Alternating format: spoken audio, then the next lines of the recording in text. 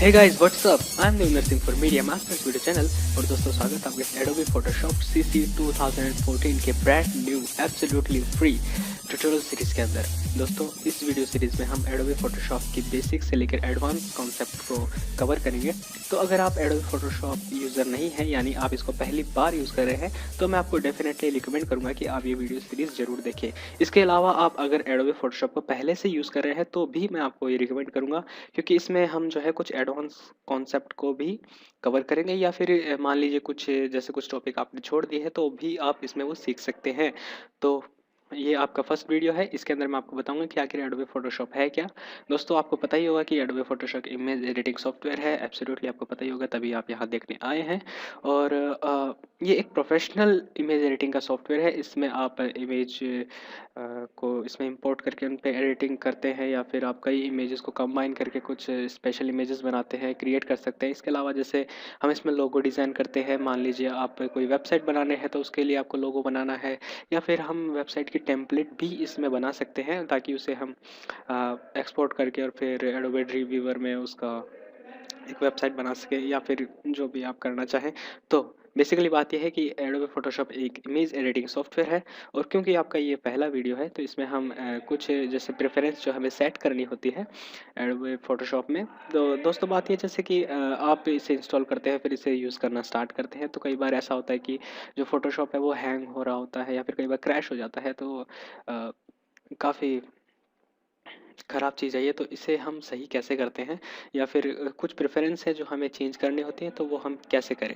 उसके लिए हम जाते हैं एडिट में, और फिर यहाँ पर अगर आप नीचे देखें तो यहाँ पर प्रेफरेंस है जो कि आपकी शायद स्क्रीन से बाहर जा रहा है, पर आप अगर देख पा रहे हो नीचे नीचे एक ऑप्शन है सेकेंड लास्ट प्रेफरेंस, और इसके बाद यहाँ पर एक ऑप्शन है जनरल। तो इसके बाद में ये हमारी प्रेफरेंस है जो हम इस वीडियो में सेट करेंगे, ठीक है। इसके बाद में यहाँ पे जैसे दोस्तों कुछ ऑप्शंस हैं जिनको हम चेंज करेंगे ताकि आपका सिस्टम जो है क्रैश ना हो। तो उसके लिए हम जाएंगे परफॉर्मेंस के अंदर। परफॉर्मेंस में दोस्तों आप यहाँ पर देखें तो हमारे जैसे जो ये मेमोरी यूजेस है, यानी कि रैम को बेसिकली किस तरह हैंडल करता है, उसके ऊपर है कि हम लेट फोटोशॉप यूज़ की फोटोशॉप को कितनी यूज़ करने थे। तो मेरे जो कंप्यूटर में 8 GB रैम इंस्टॉल्ड है, तो आप इसे चेंज कर सकते हैं। जैसे कि मैं इसे यूजुअली अराउंड 80% के अराउंड रखना पसंद करता हूँ, क्योंकि कंप्यूटर में काफ़ी रैम है, तो ये अगर उसका 80% यूज़ करें तो ये हैंग नहीं होगा, ठीक है। सेकंड चीज़ जो है, अगर मान लीजिए आपके कंप्यूटर पर कम रैम है, मान लीजिए 1 या 2 GB है, तो मैं आपको रिकमेंड करूँगा कि आप उसे अपग्रेड करें, यानी कि एडिशनल रैम को ऐड करें। अगर आप ऐसा नहीं कर पा रहे हैं तो आप इसको जो परसेंटेज है अराउंड 60 के अराउंड कर लें, क्योंकि बाकी आपका सिस्टम ताकि हैंग ना हो। और इसके अलावा ये बाय डिफ़ॉल्ट अराउंड 70 के आसपास रहता है, इसे 80 के अराउंड मैंने कर लिया। सेकंड जो चीज़ है इधर, अगर ये आप देखिए ग्राफिक्स प्रोसेसर सेटिंग है, तो अगर जैसे फ़ोटोशॉप कई बार हैंग होता है क्योंकि आपके पास एक सपोर्टेबल जीपीयू नहीं है, तो मैं आपको रिकमेंड करूँगा कि आप एक अपने सिस्टम में जीपीयू इंस्टॉल करें। अगर नहीं है तो भी कोई बात नहीं है, ज़्यादा फ़र्क इस चीज़ से नहीं पड़ता, पर आप कई लॉट्स ऑफ कूल फीचर जो है मिस कर देंगे, ठीक है। इसके बाद दोस्तों अगर इंटरफेस में जाएँ तो आप देखेंगे कि जैसे CS5 जो था, या फिर उससे पहले वाले वर्ज़न हैं, वो इस ये जैसे डार्क थीम है, तो यहाँ पे कुछ वो वाइट वाइट कलर के थे, तो आप उससे अगर चेंज करना चाहें तो आप इस कलर थीम को चेंज कर सकते हैं। और आप देख सकते हैं पिछला वाला जो ये सिस्टम है पूरा वाइट हो चुका है, या फिर अब इसे थोड़ा ग्रेश कर दे, या फिर इस तरह से, या एकदम डार्क ब्लैक। तो जो आपको पसंद आए उस तरह से चेंज कर सकते हैं, कुछ इस तरह से। और ये है UI यूज़र इंटरफेस लैंग्वेज है, और UI फ़ॉन्ट है। मतलब कि जैसे आप किसी बड़ी स्क्रीन पे काम कर रहे हैं, मान लीजिए आपका मॉनिटर साइज़ है अराउंड 41 इंच है, तो ये जो आइकन्स आपके एकदम छोटे-छोटे अपीयर होते हैं, तो इसे अगर आप यहाँ से लार्ज में या फिर मीडियम में चेंज करें तो उसके बाद में ये उस तरह से चेंज हो जाते हैं। लेकिन हम जो है लैपटॉप में यूज़ कर रहा हूँ, तो स्मॉल वर्क्स वेल, और इसको इफ़ेक्ट में आने के लिए इसे हमें फ़ोटोशॉप को रीस्टार्ट करना पड़ेगा। तो अभी के लिए प्रेस ओके। तो दोस्तों ये जो थी इंटरफेस इंट्रोडक्शन, इसमें हमने कुछ चेंजेस किए थे प्रेफरेंस में जाके, और आप इसमें और भी कुछ चेंजेस कर सकते हैं। मान लीजिए जैसे फाइल हैंडलिंग है, जैसे हाँ ये मोस्ट ऑफ फीचर है, automatically save recovery information every. तो जैसे दोस्तों कई बार जैसे हम किसी बड़े प्रोजेक्ट पे काम करते हैं, तो क्या होता है कि कई बार फोटोशॉप क्रैश हो जाता है, तो इसके लिए हर ये 10 मिनट में उसकी रिकवरी इन्फॉर्मेशन सेव करता है। यानी कि आपने जो प्रोजेक्ट पे काम किया था, और मान लीजिए इसने आपके सामने एरर मैसेज आए कि Adobe Photoshop has stopped working, something like that. तो उसके बाद अगली बार जब इसे ओपन करेंगे तो ये पिछले प्रोजेक्ट में की रिकवरी इन्फॉर्मेशन सेव करता है, उससे हम प्रोजेक्ट का कुछ हद तक जो सेव की हुई चीज़ें हैं वो ला सकते हैं। पर ये ऑटोमेटिकली इसे 10 मिनट से सेव करता है, तो मैं आपको रिकमेंड करूँगा कि आप इसे 5 मिनट कर लें, यानी हर 5 मिनट से ये रिकवरी इन्फॉर्मेशन सेव करें। ठीक है, तो इसके बाद हम प्रेस करेंगे ओके और हम रेडी टू गो। हम अब जो है इसके अंदर तैयार हैं हम इसके अंदर इमेज एडिट करने के लिए। तो दोस्तों ये आपका पहला वीडियो था जिसके अंदर मैंने आपको बताया इसके इंटरफेस के बारे में। अगले वीडियो में बात करेंगे। So thanks guys for watching. My name is Devendra Singh and I will see you next time. Hey what's up everyone, I am Devendra Singh for media masters video channel. और दोस्तों स्वागत है आपके पार्ट 3 वीडियो में। दोस्तों ये वीडियो है जहाँ से हम बेसिक स्टार्ट करेंगे कि हम एडोबे फोटोशॉप में इमेज एडिटिंग करें तो कैसे करें। तो सबसे पहले स्टार्ट करते हैं कि हम इसमें सबसे पहला जो क्वेश्चन आता है कि हमें इसमें इमेज एडिट करनी है, लेकिन हम इसमें इमेज इंपोर्ट कैसे करें। तो उसके लिए दोस्तों कई तरीके हैं। सबसे पहला जो तरीका है कि ये जो आपको ब्लैंक एरिया दिखाई दे रहा है, अगर इसमें हम डबल क्लिक करें तो हमारे सामने एक ओपन डायलॉग बॉक्स ओपन आता है।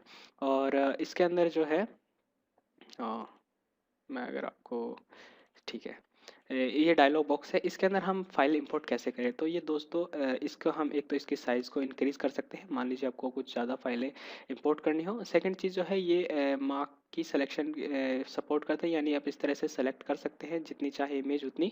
और सेकंड जो चीज़ है आप इनको एक एक करके भी सिलेक्ट कर सकते हैं। मान लीजिए हम ये एयरक्राफ्ट 1 सेलेक्ट किया, फिर ये भी सिलेक्ट करना है तो हम या तो कंट्रोल की प्रेस करेंगे, अगर आप मैक पे हैं तो कमांड की प्रेस करते इस पर क्लिक करेंगे तो ये मल्टीपल फाइल सेलेक्ट करता है। इसके अलावा एक और तरीका, जैसे मैंने इस फाइल को सिलेक्ट करा और मुझे अब यहाँ से लेके यहाँ तक सारी सेलेक्ट करनी है, तो मैं यहाँ पर शिफ्ट की दबाए देते हुए क्लिक करूँ तो ये टोटल को सेलेक्ट कर लेता है। और फिर मैं अगर क्लिक करूँ ओपन पे तो ये सारी चीज़ जो फाइलें हैं मेरी इसके अंदर इम्पोर्ट हो जाती है। ठीक है, जैसे कि आप देख सकते हैं इस तरह से।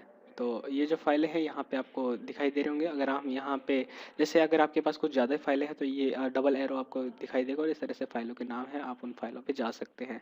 ठीक है, और सेकंड जो चीज़ है, अब जैसे वो डबल क्लिक करने वाला जो सिस्टम था जो ब्लैंक एरिया में, वो अब यहाँ पे काम नहीं करेगा क्योंकि काम नहीं करता वो। तो इसके लिए हम क्या कर सकते हैं, या तो हम फाइल पे जाके और इस ओपन के ऊपर क्लिक कर सकते हैं और सेम डायलॉग बॉक्स आपके सामने अपीयर हो जाएगा, या फिर कीबोर्ड शॉर्टकट कंट्रोल ओ इसके बाद में। और इसके अलावा एक और तरीका है, आप इसके अंदर ब्राउजिंग ब्रिज कर सकते हैं। तो ये ब्रिज जो है एडोबे का ही एक अलग से सॉफ्टवेयर है, ये थोड़ा एडवांस है, इसके लिए मैं अलग से ट्यूटोरियल डाल दूंगा। इससे में भी आप ब्राउज कर सकते हैं, पर इसमें का ये फ़ायदा है जैसे आपको इसके सामने जैसे प्रीव्यू पैनल है, इसका मेटा डेटा है, कीवर्ड्स है और इन्फॉर्मेशन है। इसमें आप मतलब फाइल अरेंजमेंट जो है विंडो एक्सप्लोरर की बजाय इसके अंदर जो फाइल अरेंजमेंट जो है बहुत सही है। और अगर आप देखें तो यहाँ पे सिर्फ है, अगर मैं इसका व्यू चेंज करता हूँ, मान लीजिए लार्ज आइकॉन्स कुछ ऐसे, तो इससे ब्रिज के अंदर इनको अरेंज करना बहुत ज़्यादा आसान है। आप इनका प्रीव्यू देख सकते हैं कुछ इस तरह से। और इंपोर्ट करना हम सिंपली राइट क्लिक करेंगे और open with Adobe Photoshop CC और इस तरह से इमेज आ जाती है। अब इन सबको क्लोज करना है तो मैं क्या कर सकता हूँ, किसी भी एक के ऊपर क्लिक करूँगा, राइट क्लिक और फिर क्लोज ऑल, तो ये सारी इमेजेस जो है क्लोज हो जाएंगी और मैं इस तरह से इम्पोर्ट कर सकता हूँ। एक चीज़ जो आपको मैं बेसिक शॉर्टकट बता दूं, जैसे इस इमेज को मुझे एडिट करना है तो मुझे इसे बार बार जूम इन जूम आउट करना होता है। तो मैं इसके लिए या तो प्रेस कर सकता हूं कंट्रोल और फिर स्पेस बार। कंट्रोल और स्पेस बार दबाने से आप अगर देखें मेरे माउस को तो ये कुछ इस तरह से मैग्नीफायर में चेंज हो गया, और अगर मैं क्लिक करता हूँ तो इस तरह से ये जूम होता है। और अगर मुझे जूम आउट करना है तो मैं ऑल्ट और स्पेस बार हाँ विंडो 8 कुछ इस तरह से। तो ये चीज़ मुझे पसंद नहीं है क्योंकि आप देख सकते हैं किस तरह की साउंड बना रहा था ये। तो मैं इस पर सिंपली क्लिक कर सकता हूँ। और एक जो तरीका जो मैं पर्सनली यूज़ करता हूँ वो है कि अगर आप अपने कीबोर्ड पे ऑल्ट की को दबाए रखें और फिर इसके बाद अगर आप स्क्रॉल इन स्क्रॉल आउट करें तो आप देख सकते हैं हम उसी जगह से स्क्रॉल कर सकते हैं। जैसे मुझे इस टायर को जूम करना है तो मैं यहाँ से करूँगा, अगर मुझे इस वाले को करना है तो यहाँ पर मैं स्क्रॉल करूँगा। तो ये वाला जो तरीका है मैं खुद यूज़ करता हूँ। और सिंपली अगर मैं ऑल्ट की से हटा दूँ हाथ और उसके बाद में स्क्रॉल करूँ तो आप देख सकते हैं ऊपर नीचे स्क्रॉल हो रहा है। और अगर मैं शिफ्ट की दबाए रखूँ उसके साथ तो ये लार्ज अमाउंट में उसको स्क्रॉल करता है, मतलब अभी धीरे धीरे, और मैंने शिफ्ट की दबाई तो जल्दी से। और सिंपली अगर आपको जैसे वर्टिकल स्क्रॉल करना है तो आप कंट्रोल की दबाए रख सकते हैं, इससे ये वर्टिकल स्क्रॉल करता है इसको, और उसके साथ शिफ्ट की दबाए तो लार्ज अमाउंट में। बेसिकली ये जो उसके फैक्टर को 10 से मल्टीप्लाई कर देता है, बट शायद उसी से काम चल जाए। और zoom in zoom out same, अगर आप शिफ्ट की दबाए रखें तो जल्दी जल्दी जूम इन जूम आउट और धीरे धीरे के लिए सिर्फ होल्ड की, कंट्रोल की से वर्टिकल, और कुछ भी ना दबाए तो हॉरिजॉन्टल। ठीक है, और इसके अलावा एक जो कीबोर्ड शॉर्टकट यूज़ करता हूँ, यानी अगर मुझे इसे स्क्रीन तक फिट करना है तो या तो मेरे पास एक तरीका है मैं इसको ऐसे जूम आउट करूँ, ठीक है, या फिर इस तरह से कुछ, या फिर एक तरीका है मैं विंडोज़ पे जाके ओके, तो यहाँ पे ऑप्शन है, ये विंडोज़ में नहीं होता, ये होता है व्यू में, और अगर आप क्लिक करिए जूम फिट टू स्क्रीन या फिर कंट्रोल ज़ीरो, तो इससे करते हैं तो ये आपकी स्क्रीन पे इसको फिट कर देता है। जैसे मान लीजिए आपके पास लैपटॉप है, उसमें अगर साइड में न्यूमेरिक कीपैड है तो आप उस पर कंट्रोल और ज़ीरो या कमांड ज़ीरो की प्रेस करके उसको फिट टू स्क्रीन कर सकते हैं, और कंट्रोल प्लस माइनस से ये जो है जूम इन जूम आउट करता है। ये मैंने अभी कीवर्ड शॉर्टकट देखा इस पर, जैसा आप देख सकते हैं, और कुछ इस तरह से ये काम करता है। बेसिक एडिटिंग की बात कर रहे थे, तो चलिए इसे क्लोज करते हैं, और जो इस इमेज के ऊपर मैं आपको बताता हूँ किस तरह से आप बेसिक एडिटिंग कर सकते हैं। तो बेसिक एडिटिंग का मतलब है जैसे जो हम कलर करेक्शन करते हैं, या फिर उसमें कुछ कॉन्ट्रास्ट एडिटिंग है, या फिर वो जो है, तो जैसे अभी आप अगर इस इमेज को देखें, बाय द वे ये इमेज जो है मेरे कॉलेज की है, तो अगर आप देखें इस इमेज में जो आपको ग्रीनिश कलर जो है कुछ ज़्यादा ही दिखाई दे रहा है, तो इस ग्रीनिश कलर को हम कई तरीक़ों से हटा सकते हैं। जैसे हम कलर इस कर्व की मदद से भी इसको हटा सकते हैं, पर ये थोड़ा एडवांस कॉन्सेप्ट है। पर उसके अगर आपको बेसिक एडिटिंग की बात करें तो हम जाएंगे इमेजेस में, और यहाँ पर आप देखें तो आपके सामने 3 ऑप्शन हैं।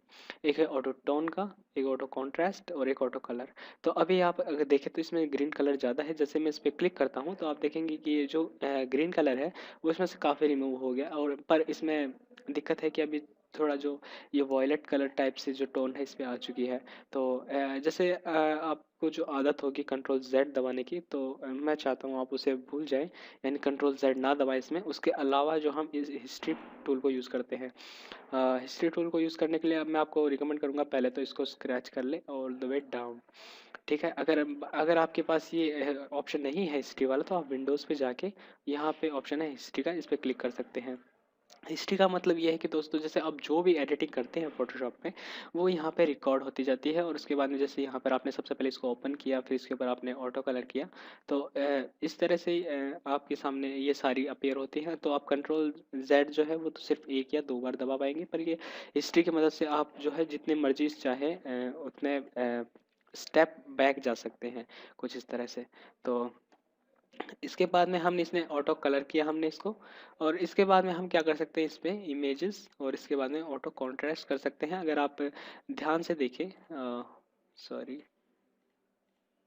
अगर आप इधर पेड़ों की तरफ ध्यान से देखें तो आप देख पाएंगे कि जो ब्राइटनेस है वो थोड़ी डाउन करके, और जो कॉन्ट्रास्ट में असली में यही होता है, जैसे जो विजिबल एरिया है उनकी ब्राइटनेस को बढ़ाया जाता है, और जो शेडोज पार्ट है उनकी ब्राइटनेस थोड़ी कम करते हैं, तो उससे कॉन्ट्रास्ट बढ़ता है। पर जो भी हो, अगर आप समझ पा रहे हो तो बेसिक एडिटिंग है इसमें। अगर हम ऑटो कॉन्ट्रास्ट अप्लाई करते हैं तो कुछ इस तरह से, और इसके बाद में लास्ट में जो हमारे पास ऑप्शन बचता है वो है ऑटो टोन का। ऑटो टोन पे अगर क्लिक करें तो आप देखेंगे यहाँ पे कुछ ज़्यादा डिफरेंस नहीं है, अगर आप देख पा रहे हो तो। जैसे इस एरिया में अगर आप देखें तो यहाँ पे थोड़ा इस एरिया में अगर आप देखें तो थोड़ा वॉयलेट कलर को इसने रिड्यूस करा है। तो ये थी बेसिक एडिटिंग कि हम फोटोशॉप में किस तरह कर सकते हैं। जैसे कुछ इमेजेस होते हैं उन पर बहुत फ़र्क पड़ता है, अगर आपको जैसे ये कर्व से एडजस्टमेंट यूज़ करना नहीं आता है तो कुछ इस तरह से, इसे मैं डिलीट कर देता हूँ। और सॉरी, इस तरह से आप जो है एक बेसिक एडिटिंग कर सकते हैं अपनी इमेजेस के ऊपर। तो दोस्तों इस वीडियो को देखने के लिए आपका धन्यवाद। My name is Jay mister, मैं will see you next time. Hey guys what's up, I am user Singh for media masters video channel, और दोस्तों स्वागत आपका इस एडोबी फोटोशॉप के पार्ट 2 वीडियो में। इस वीडियो में दोस्तों हम इसके फोटोशॉप के वर्क स्पेस के ऊपर बात करेंगे कि जैसे इसका दिखने का लुक है, इसके अलग अलग जो साइड में आपको कुछ टूल्स या जो भी दिखाई दे रहे हैं उसके ऊपर हम बात करते हैं। तो सबसे पहले दोस्तों ये जो ऊपर है इसे हम मेन्यू बोलते हैं, और इसके बाद में यहाँ पे जो है इसे जैसे ये अगर आप साइड में आपको ये चीज़ दिखाई दे रही हो तो इसे हम टूल बार बोलते हैं बेसिकली। और हर एक टूल के अकॉर्डिंग यहाँ पे ऊपर जो है उनके अकॉर्डिंग ऑप्शंस रहते हैं। जैसे ये क्रॉप टूल है तो इसके लिए यहाँ पे ऑप्शन है, ये सबसे पहला सिलेक्शन टूल है या मूव टूल है, इसके लिए हाँ इसको हम उसके ऑप्शन यहाँ पे हमको दिखाई देते हैं। ठीक है, ये जैसे पेन टूल है उसके ऑप्शन है कुछ इस तरह से। और इस साइड में है यहाँ पे कुछ है, जैसे ये कलर है, स्विचेस है। कलर बेसिकली काम आता है, जैसे हमारे पास बाय डिफ़ॉल्ट यहाँ पे 2 कलर होते हैं, एक ये फोरग्राउंड कलर है और ये बैकग्राउंड कलर है। तो इस फोरग्राउंड कलर को चेंज करना है तो मैं यहाँ से चेंज करूँगा। तो आप देख सकते हैं ये भी इसके साथ में चेंज हो रहा है, ठीक है, लाइव अपडेट। और इसके अलावा इसका जैसे मुझे बैकग्राउंड कलर चेंज करना है तो मैं इसके ऊपर क्लिक करूँगा और फिर इसे मैं चेंज कर सकता हूँ अपनी मर्जी के अकॉर्डिंग। और मैं डायरेक्टली सिंपली क्लिक करके भी इन चीज़ को चेंज कर सकता हूँ लाइक दिस। और कुछ इस तरह से ये काम करता है, ठीक है।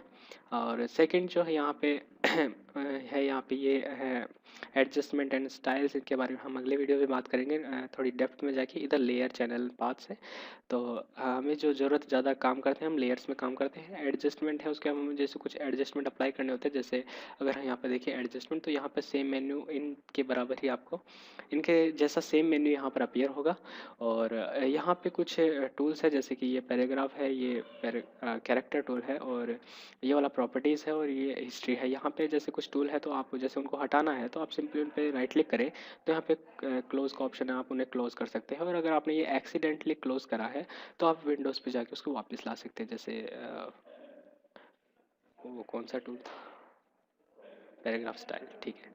तो इसे क्लोज कर सकते हैं। और सेकंड चीज़ तो ये सारी चीज़ें हैं जो है फुली कस्टमाइजेबल है, यानी आप इन्हें कहीं भी मूव कर सकते हैं। जैसे कि ये जो हिस्ट्री टूल है इसे मैं कहीं पे भी मूव कर सकता हूँ। पर जैसे अगर मुझे इसमें दोबारा से इसे कंबाइन करना तो मैं यहाँ पे ले जाऊँगा, और मुझे जैसे इसको यहाँ पे करना है तब इसे कॉर्नर पे ले जाके छोड़ दूँगा, कुछ इस तरह से। तो फुली कस्टमाइजेबल है, ये इसका वर्क स्पेस था। और इसके अलावा जो आप इसके वर्क स्पेस को चेंज कर सकते हैं, जैसे यहाँ पर अगर आप देखें तो कुछ पहले से प्री डिफाइंड वर्क स्पेस है। जैसे कि अगर मैं जाऊँ पेंटिंग पे तो यहाँ पे जैसे ब्रशेस प्रीसेट्स आ जाती है या उस तरह से। और जैसे ये जो भी है टाइपोग्राफी है, इसमें टाइपिंग के लिए आ जाते हैं, जैसे कैरेक्टर है, पैराग्राफ है, इधर पैराग्राफ स्टाइल्स, कैरेक्टर स्टाइल। तो सिर्फ आपको टाइपिंग का काम करना था उसके लिए, और जो बाय डिफ़ॉल्ट है वो एसेंशियल है। और मान लीजिए दोस्तों, जैसे आप कुछ इसमें चेंजेस कर देते हैं, जैसे मान लीजिए यहाँ ले आया, मैं इसे यहाँ ले आया और इसे यहाँ, और इसके बाद में आप चाहते हैं कि ये मैंने गलती से करा है और मैं इसे रीसेट करना चाहता हूँ, तो इसे रीसेट करने में काफ़ी टाइम लग जाएगा नहीं। तो इसके लिए एक आप शॉर्टकट भी यूज़ कर सकते हैं, कुछ इस तरह से। तो हम इसमें काम नहीं कर पाएंगे। और हम एक को एडजस्ट कैसे करें, तो उसके लिए हम जाएंगे Windows, workspace and then reset essential. जैसे इस पर क्लिक करेंगे सब कुछ रीसेट हो जाता है and you are ready to go. This is ये था आपका वीडियो जिसमें मैंने आपको इसके वर्क स्पेस के बारे में बताया किस तरह हम इसके साथ काम कर सकते हैं। नेक्स्ट वीडियो में हम जो है बेसिक स्टार्ट करेंगे एडोबी फोटोशॉप के, कि कैसे हम इसके अंदर इमेज इंपोर्ट करें और उनके ऊपर बेसिक एडिटिंग अप्लाई करें। So guys, thank you for watching. I am Devendra Singh and I will see you next time.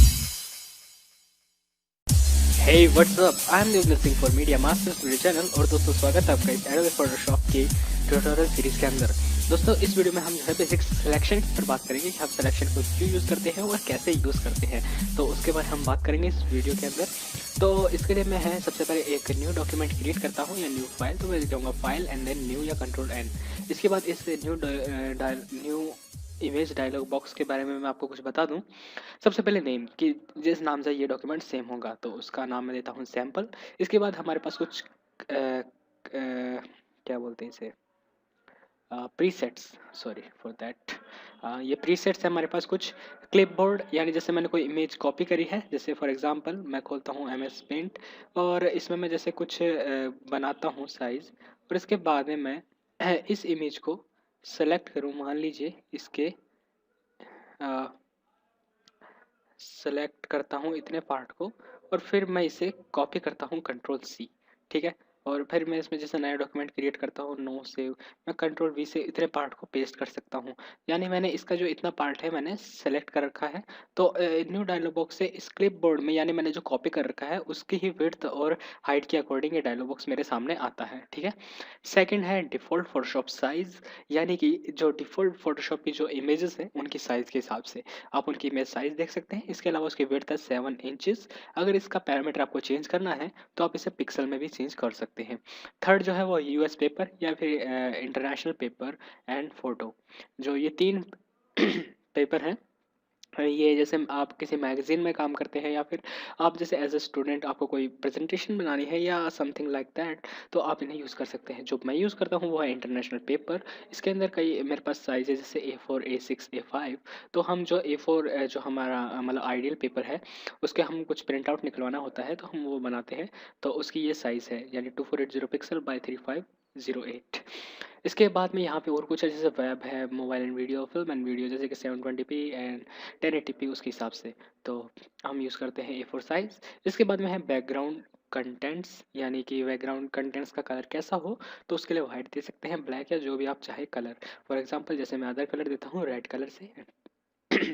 इसके बाद यहाँ पे कुछ ऑप्शन है एडवांस कलर प्रोफाइल, इसको चेंज ना करें, ये एडवांस कॉन्सेप्ट है। फिर पिक्सल एस्पेक्ट रेशियो, इसके बारे में आपको एक छोटा सा मैं दूं अगर हिंट, जैसे कि हम कोई इमेज है, हम जानते हैं वो पिक्सल से मिलकर बनी होती है, यानी छोटे छोटे डॉट्स होते हैं, वो डॉट्स स्क्वायर होते हैं, यानी उसकी विड्थ और हाइट का रेशियो 1:1 होता है। लेकिन जैसे डीवी और पैल या एनटीएससी, डीवी और एनटीएससी पैल में क्या सॉरी, डीवी एनटीएससी और डीवी पैल में इसका रेशियो 1:1 ना होने के 1.09 और 0.91 के अकॉर्डिंग होता है, यानी ये अलग अलग, जैसे वाइड स्क्रीन पैल है उसके अंदर इसका रेशियो अलग होता है, पर हमारे मोबाइल्स में या फिर जो एच टीवी आते हैं उनमें इसका रेशियो 1:1 ही होता है। तो हम इसमें ही काम करेंगे। तो हम जो है इस पर अभी क्लिक करते हैं ओके। और आपको जैसे कभी भी इसके कोई चेंजेस करना हो तो आप इसके चेंज कर सकते हैं, जैसे इसकी विड्थ और हाइट, उसके लिए आप कीबोर्ड शॉर्टकट प्रेस कर सकते हैं Ctrl+Alt+I, या फिर जा सकते हैं इमेज और देन इमेज साइज में, ठीक है। इस तरह से आप चेंज कर सकते हैं। और चेंज करना हो, जैसे ये आप अगर देखें, जैसे मैं इसकी इमेजेस का साइज चेंज करता हूँ, मान लें 1500, तो आप देखिए ये दोनों जो है एक रेशियो के अंदर चेंज होते हैं। तो उसके लिए मैं क्या कर सकता हूँ, इस लिंक बटन पर अगर मैं क्लिक करूँ तो ये दोनों अब मैं इनको फ्रीली चेंज कर सकता हूँ। मान लीजिए 10 और इसके बाद मैं इसे चेंज कर सकता हूँ 720, ओके, इस तरह से। तो मैं इस तरह से इसे चेंज कर सकता हूँ fit to screen and then. दोस्तों हम बात कर रहे थे सिलेक्शन टूल के ऊपर कि सिलेक्शन की ज़रूरत क्यों पड़ती है। तो मैं आपको सिर्फ एक बार एक आप ज़्यादा ध्यान ना दें मैंने कैसे इसको करा। मैंने इतना पार्ट इसका सिलेक्ट करा, ठीक है, कैसे करा मैं बताऊंगा आपको जल्दी ही।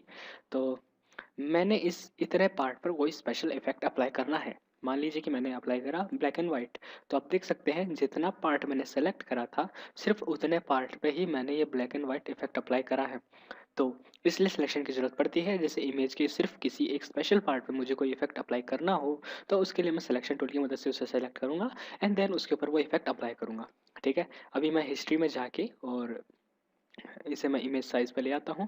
अगर आपके पास ये हिस्ट्री वाला पैनल अवेलेबल नहीं है तो आप जा सकते हैं विंडोज़ और यहाँ पर ऑप्शन होता है हिस्ट्री का, इसे आप चेक करें और आपके हिस्ट्री पैनल आ जाएगा। तो इस तरह से हम सिलेक्शन टूल को यूज़ करते हैं।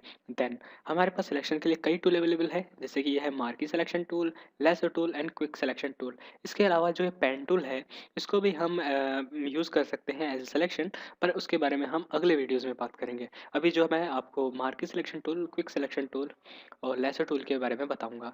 दोस्तों एक चीज़ मैं बताऊं, जैसे कि आप ये टूल देख रहे हो इसके यहाँ पे एक छोटा सा अगर आपको ट्रायंगल दिखाई दे रहा हो, इसका मतलब है कि ये इस टूल के कुछ सब टूल भी अवेलेबल है। इसके लिए आप इस पर राइट क्लिक कर सकते हैं तो हमारे सामने इस सब टूल की लिस्ट अवेलेबल या अपीयर होती है।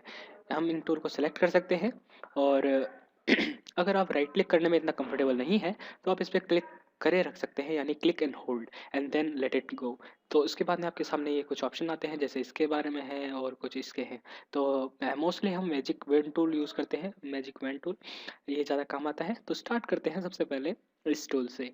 तो ये टूल बेसिकली है ट्रायंगल के रूप में सेलेक्ट करने के काम में आता है, जैसे कि मैं क्लिक करके ड्रैग करता हूँ तो मैं एक ट्रायंगल बना सकता हूँ। पर अगर मेरे को एक परफेक्ट स्क्वायर बनाना हो तो इसके लिए मैं एक शिफ्ट की प्रेस करूँगा तो ये एक परफेक्ट स्क्वायर क्रिएट करता है, यानी कि सिर्फ ट्रायंगल। तो इस तरह से शिफ्ट की दबाई तो परफेक्ट स्क्वायर।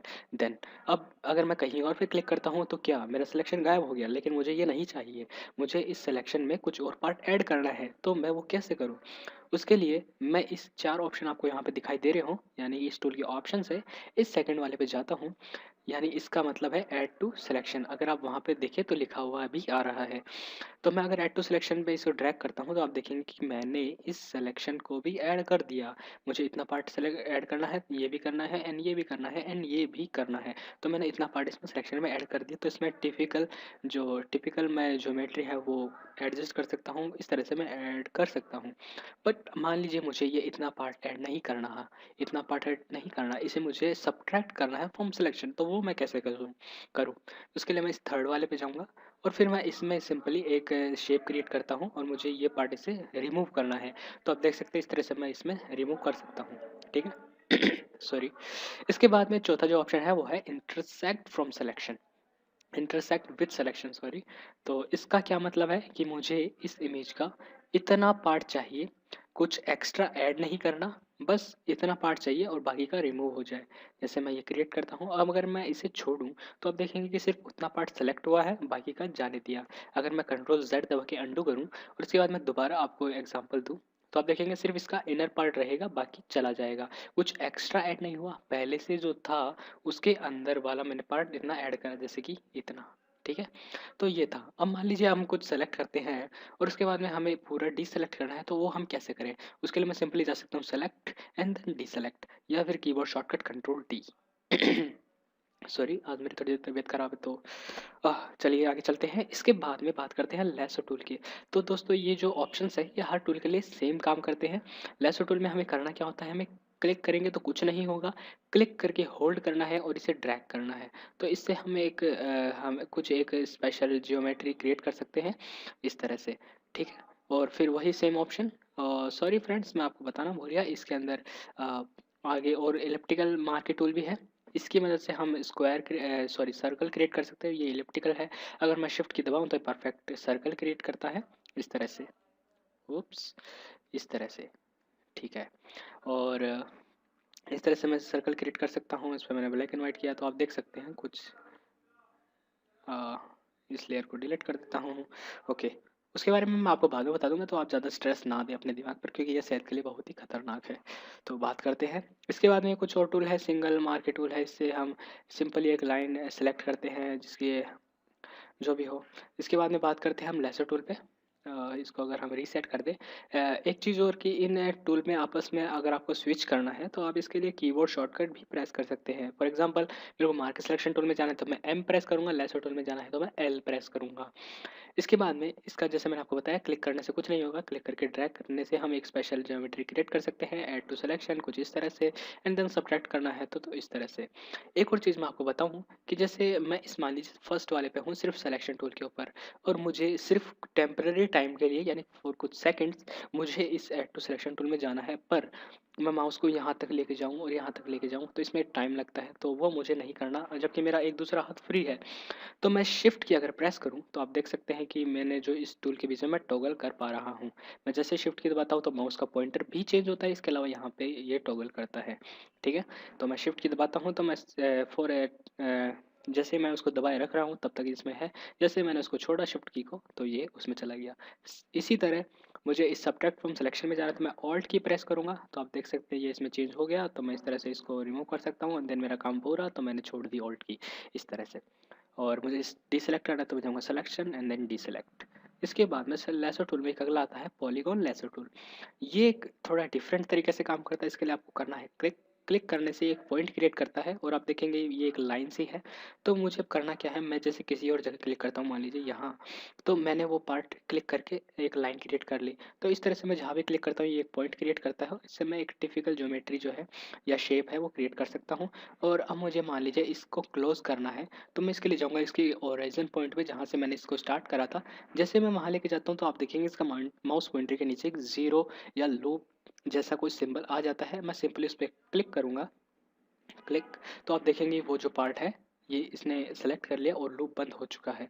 और मैं अगर डिसेलेक्ट करूँ कंट्रोल डी से, और इसी तरह मान लीजिए मैंने जो है कुछ ज़्यादा ही टिपिकल शेप बना दी, और अब मैं ढूंढ नहीं पा रहा कि मैंने जो मेरा ये जो सिलेक्शन था वो स्टार्ट कहाँ से करा था। तो ढूंढने में अगर आपको कभी परेशानी हो तो आप क्या कर सकते हैं, सिर्फ एक सिंपल डबल क्लिक कीजिए और ये उसको सेलेक्ट कर लेगा। सिमिलरली आगे इन ऑप्शन को यूज़ करने का तरीका, ऐड टू सिलेक्शन, मुझे ये पार्ट ऐड करना है भाई, तो इस तरह से सिलेक्ट करा हो गया। मुझे सब्ट्रैक्ट करना है, मुझे ये चीज़ पसंद नहीं तो मैं सिंपली इस तरह से इसको डिसेलेक्ट कर लूँगा। एंड देन लास्ट वाला इंटरसेक्ट विद सिलेक्शन, देन मुझे ये वाला पार्ट चाहिए, बाकी का मुझे पसंद नहीं, तो इस तरह से। ओके, इसके बाद में क्विक सिलेक्शन टूल। दोस्तों ये जो है कलर रेंज के हिसाब से काम करता है। करना क्या होता है, आपको क्लिक करके ड्रैग करते हैं और जैसे आपने देखा इसने पूरा एरिया सेलेक्ट कर लिया। क्यों? क्योंकि ये पूरा एरिया रेड है और ये कलर रेंज के हिसाब से सेट करता है। और सिमिलरली इसमें दो ऑप्शन है, पहला अगर क्लिक करते हो सबको डिसेलेक्ट, इससे सेव होता जाता है। इसमें इंटरसेक्ट सिलेक्शन टूल अवेलेबल नहीं है, क्योंकि आप जानते हैं हम इसमें एक एरिया सेलेक्ट करते हैं और उसको इंटरसेक्ट करते हैं, जबकि जो क्विक सिलेक्शन टूल है ये कलर रेंज के हिसाब से काम करता है। यानी कि जैसे मैंने ये वाला सेलेक्ट करा और इस वाले एरिया को ऐड करा, तो इंटरसेक्ट वाला ऑप्शन इसमें आएगा नहीं। ठीक है, अगला वाला जो है मैजिक विंड टूल, इस एग्जांपल में आपको समझा नहीं पाऊंगा, इसके लिए मैंने एक इमेज इंपोर्ट करता हूँ इसमें। मैं यहाँ पे मैंने ये एक इमेज इंपोर्ट करी है। ये जो मैजिक विंड टूल है सिमिलर लगभग क्विक सिलेक्शन टूल के बराबर ही जैसा ही है, पर इसमें कुछ एडवांस फीचर्स भी हैं। मैं आपको बताता हूँ किस तरह से काम करता है। तो मान लीजिए मुझे ये सॉरी, ये ग्रीन वाला पार्ट सेलेक्ट करना है। ठीक है, तो मैं कैसे सेलेक्ट करूँ? सिंपली मैं मैजिक विंड टूल लेके अगर इस पर क्लिक करूँ तो आप देखेंगे इसने ये इतना पार्ट इसका अपने आप पूरा सेलेक्ट कर लिया। मैजिक विंड टूल भी कलर रेंज के हिसाब से काम करता है। यानी इसने एक, मैंने ग्रीन पे क्लिक करा तो जहाँ जहाँ इसे ग्रीन दिखाई दिया वहाँ पर इसे सेलेक्ट कर लिया। पर दोस्तों ध्यान दीजिए कि जैसे जैसे अगर मैं जूम करूँ इसे, तो ये जब ग्रीन से ब्लैक में जाता है तो बीच में कुछ पार्ट रह जाता है, यानी इसकी एक शार्प एज नहीं है, कलर धीरे धीरे चेंज होता है। तो उस चीज़ को ये रीड किस तरह करता है, वो इस टॉलरेंस की मदद से करता है। यानी आपको अगर मैं सही से समझाऊं तो जैसे मैं इसके हाथ पे जाता हूं, आप देखेंगे यहाँ पे प्योर वाइट है, यहाँ पे थोड़ा ऑरेंज कलर से और जाते जाते दूसरे मतलब मैं यहाँ पे क्लिक करता हूँ, इसने इतना वाइट एरिया सेलेक्ट करा, पर मुझे ज़्यादा एरिया सेलेक्ट करना है। तो मैं सिंपली अगर इस टॉलरेंस पे क्लिक करूँ तो आप देखेंगे माउस पॉइंटर मेरा चेंज हो गया। रेंज जो है सैम्पलिंग कलर, मैं इसे अगर इधर करता हूँ तो ये बढ़ता है, इधर घटता है। मैं इसे मान लीजिए 96 के अराउंड करता हूँ। ठीक है, और मैं अब अगर क्लिक करूँ तो आप देखेंगे इसने बहुत बड़ा एरिया सेलेक्ट कर लिया। जैसे आप देख सकते हैं ये इधर वाला, ये कलर रेंज इसे ही बोलते हैं। मतलब टॉलरेंस आप जितना ज़्यादा करेंगे ये उतना ही पार्ट छोड़ता जाएगा। तो जैसे मैं टॉलरेंस को ये जो है इसको अराउंड आप 10 के अराउंड रखेंगे। और मतलब डिपेंड करता है आपकी इमेज किस तरह से है, यानी उनके कलर में डिफरेंस कितना ज़्यादा है, तो उस तरह से काम करता है ये। और सिमिलरली मुझे अगर ये पार्ट सेलेक्ट करना है तो इस तरह। अब जैसे अब एक चीज़ मैं आपको बताऊं कि इन सिलेक्शन टूल को आपस में कंबाइन करके आप कैसे यूज़ करते हैं। अब जैसे मैं अगर जैसे मुझको ये पार्ट सेलेक्ट करना है, ठीक है, मैंने इसका टॉलरेंस थोड़ा सा बढ़ा दिया, ये वाला सेलेक्ट करा। अब मैं इसको पार्ट को सेलेक्ट कैसे करूँ, तो मैं सिंपली लेसो टूल पे जाके और इस बार sorry lasso tool, L, yes lasso tool, इसमें मेरे को ये वाला पार्ट ऐड करना है। तो मैं सिंपली इसको ऐसा सेलेक्ट कर लूँगा। तो ये पार्ट ऐड करने के लिए मुझे ज़्यादा इसमें मैजिक विंड टूल की मदद से, मैजिक विंड टूल के लिए डब्ल्यू, ज़्यादा इसमें दिमाग लगाने की ज़रूरत नहीं है, ज़्यादा क्लिक करने की ज़रूरत नहीं है। और इस तरह से जैसे मुझको ये सेलेक्ट करना है मैं सिंपली क्लिक करूँगा। और जैसे मुझे ये इनर पार्ट ऐड करना है तो मैं एल प्रेस करके सिंपली इसमें से यहाँ पे इसको ड्रैग कर लूँगा कुछ इस तरह से। तो इस तरह से हम सिलेक्शन टूल को आपस में यूज़ कर पाते हैं कुछ इस तरह से। और आपको जैसे ये इमेज इधर इधर मूव करनी है तो आप स्क्रॉल से करेंगे तो अप एंड डाउन, अगर आप साथ में कंट्रोल की दबाते हैं तो वर्टिकल। ठीक है, लेकिन इस इमेज को अगर मूव करनी है तो आप इस हैंड टूल की मदद से जा इसको मूव कर सकते हैं। या फिर जैसे इस टूल को चेंज करना काफ़ी मेहनत का काम है तो आप क्या कर सकते हैं, सिर्फ स्पेस की दबाई और ये इस तरह से चेंज हो जाता है और आप इसे कहीं भी मूव कर सकते हैं। और फिर फिट टू स्क्रीन कंट्रोल 0। तो दोस्तों ये था वीडियो कि आप किस तरह से सिलेक्शन टूल की मदद से इमेज के कुछ पार्ट सेलेक्ट कर सकते हैं और सिमिलरली उन पर कुछ इफेक्ट अप्लाई करने हो, मान लीजिए ब्लैक एंड वाइट, तो आप वो इफेक्ट अप्लाई कर पाएंगे। ये area already black and white है तो आप ज़्यादा फर्क आपको दिखाई नहीं दे रहा होगा, पर अगर आप देख पा रहे हो तो दोस्तों ये था वीडियो कि किस तरह हम सिलेक्शन टूल को यूज़ करते हैं, इनकी ज़रूरत क्यों पड़ती है। तो इस वीडियो को देखने के लिए आपका धन्यवाद। आई am Devendra Singh and I will see you next time. Hey, what's up? I'm Navneet for Media Master Studio channel और दोस्तों स्वागत है आपका इस Adobe Photoshop CC 2014 के basic to advance video tutorial के अंदर। तो दोस्तों इस वीडियो में मैं आपको बताऊंगा कि किस तरह हम इसमें ब्रश टूल को यूज़ कर सकते हैं, उसकी मदद से हम क्या कर सकते हैं। तो स्टार्ट करते हैं। सबसे पहले मैं इसके अंदर प्रेस करूँगा कंट्रोल N ताकि मैं एक नई इमेज तैयार कर सकूँ। इसके बाद में इसका कोई भी नाम रखते हैं, फॉर एग्ज़ाम्पल ओके। और चलिए इसका जो इस तरह से नहीं करके इसका जो कलर है वाइट कलर रखते हैं और इसका नाम WX, क्या फ़र्क पड़ता है। ठीक है, इसके बाद में ब्रश के लिए जो कीबोर्ड शॉर्टकट है वो है B।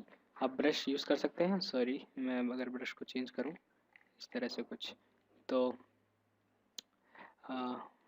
अगर आप ज़्यादा ध्यान ना दें, इसके बाद में इसका कलर जो है ब्रश का वो चेंज कैसे करता हूँ मैं इनकी मदद से। इनको यहाँ से चेंज कर सकता हूँ मैं, यहाँ नहीं करना, सिंपली आप इसके ऊपर क्लिक कर सकते हैं।